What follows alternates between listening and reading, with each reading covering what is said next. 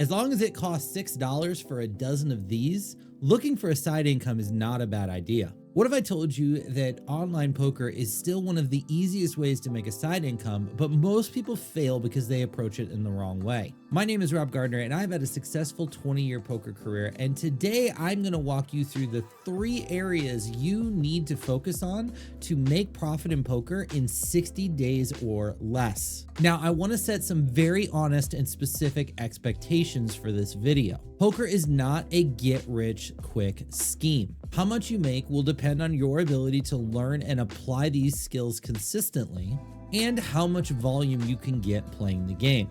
But it's absolutely reasonable to make an additional $500, $1,000, $2,000 a month as a side hustle. And let's be honest, that is a lot of eggs. So if poker is a side income that is very obtainable, why do so many people fail? Most people misunderstand what low stakes poker is all about. They think the key to poker is figuring out what your opponent's hands are, running sick bluffs, or copying play styles that we see from high stakes poker players on TV or online. But this is literally the exact opposite of the recipe you need to follow to find success in low stakes poker games. So here are the 3 areas I truly believe if you focus on and learn, it will bring you to a profitable level, and you can do this in 60 days or less. Number 1, if you want to get to a level where you are making money in poker, you have to learn ranges. Now, before anybody panics, I understand that learning ranges is not fun, but chances are you've also probably been going about learning ranges wrong. People think that the way to learn poker ranges is to try and memorize every single spot at the table at every single stack depth versus every single position. But there's a next level way that you can think about and learn ranges. If you can learn the extremes for a given situation, for example, let's say you're trying to learn opening ranges.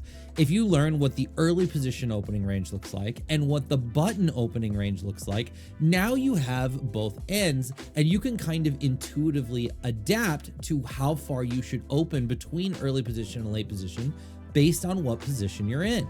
And by learning to adapt, you're going to have a one-up on a lot of your competition, because when you get into situations where your opponents don't do what they're supposed to, and spoiler alert, that happens a lot, you will have practice and experience adapting, whereas the memorization crowd will just go, I've never seen a chart for this, I don't know what to do. So if you are somebody that's been overwhelmed with studying ranges, don't panic. Try to pick one spot. Pick your early position opening range. Pick your button 3-bet range. And then go to the other extreme and see how much the range widens or tightens. Then when you get in situations that are between those 2 extremes, go with your intuition and then spot check it.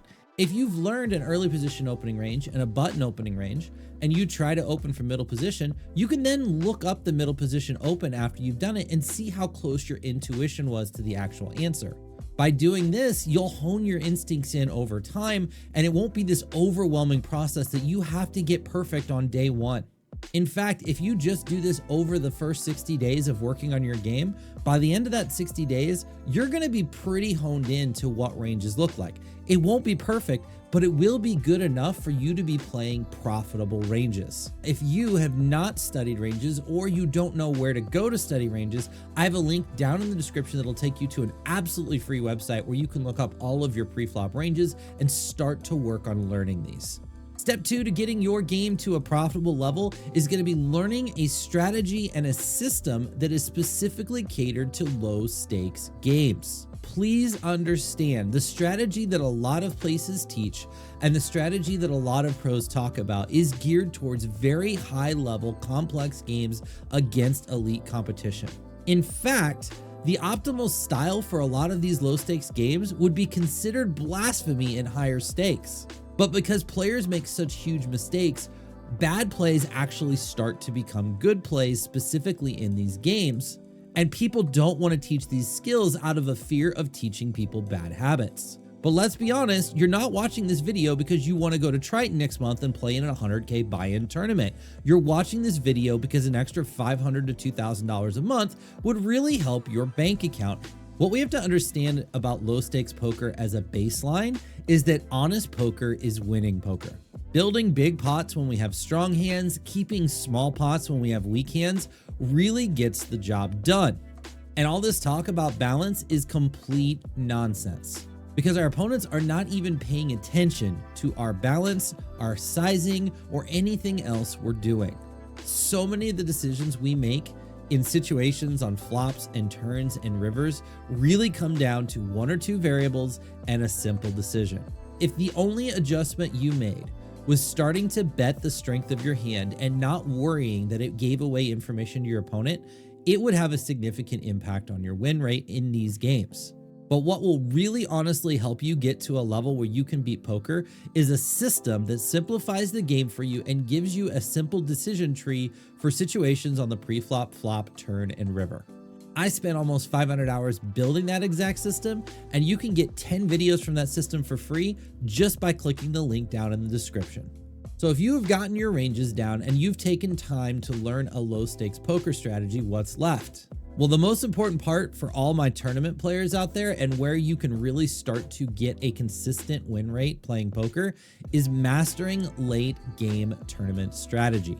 Shut the door to your room, turn off your phone, and give me your full attention for the next 3 minutes. Because what I'm about to tell you is the most critical part of getting over the hump of making money in this game.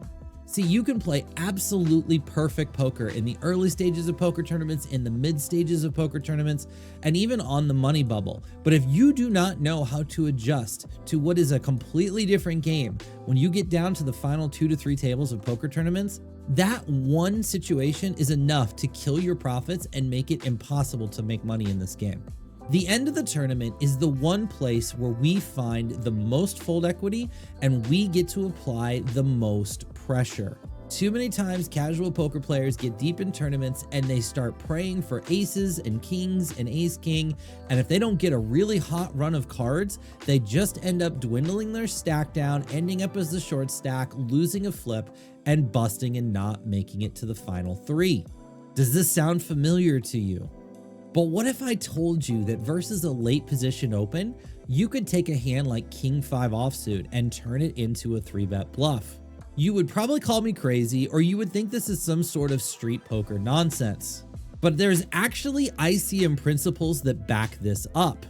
Late stages of tournaments where players are playing extremely tight, having just one blocker in our hand that's an ace or a king is very significant.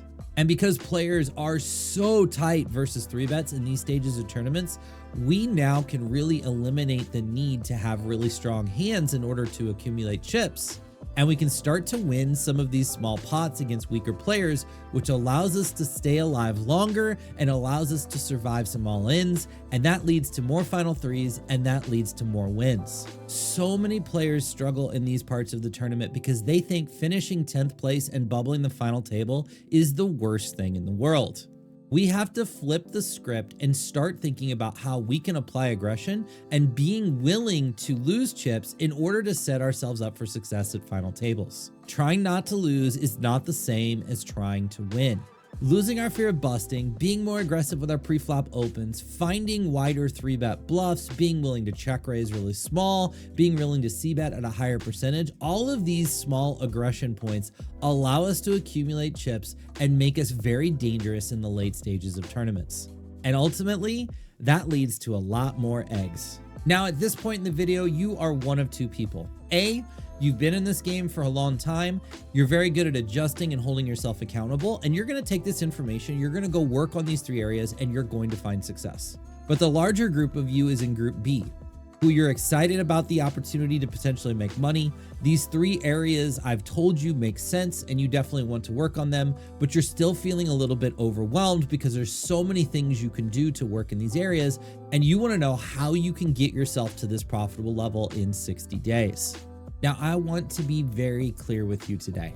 I spent almost 500 hours building a course with 60 plus videos, all 5 to 15 minutes in length, to help people just like you learn this game in a very simple and efficient way. But I do not want anybody to get that course unless they're fully confident it's going to help them. Because while I've catered that course exactly to people in your situation, It's only going to be helpful to people that resonate with the teaching style and are willing to put in the effort and work to truly learn the lessons instead of just binge watching them as fast as possible. And to help you figure out if this can benefit you, I have put 10 videos up on the site absolutely for free. So click the link down in the description, watch the videos at a time where you can really focus and see if you get anything out of them. Because if you do, and that course resonates with you, you could study 1 to 2 lessons a day and go through the entire course in under 60 days. But please understand, this is not some gimmick or trick or get rich quick scheme. Part of the reason that there is still money to be made in 2025, and honestly a good amount of money to be made in 2025, is because no one wants to put in the work. So if you're willing to put in a little bit of effort, this can be something that can pad your pockets and potentially lead to opportunities that could improve your life. If you have any questions about anything you've heard in this video or any of my other videos, drop a line in the comments. I love responding to comments and I'll be happy to answer any questions you have. And if you've gotten anything out of this video, please hit the like and subscribe button. I put out weekly strategy videos on my channel. I also post daily shorts to help you get better at this game. Regardless of if anybody buys this course or even watches the 10 free videos, I'm truly excited about this video and I look forward to hearing from some of you about the success you're having in the coming weeks and months. And spoiler alert, if you're on a really tight budget, next week we're going to talk about how to build a bankroll from scratch.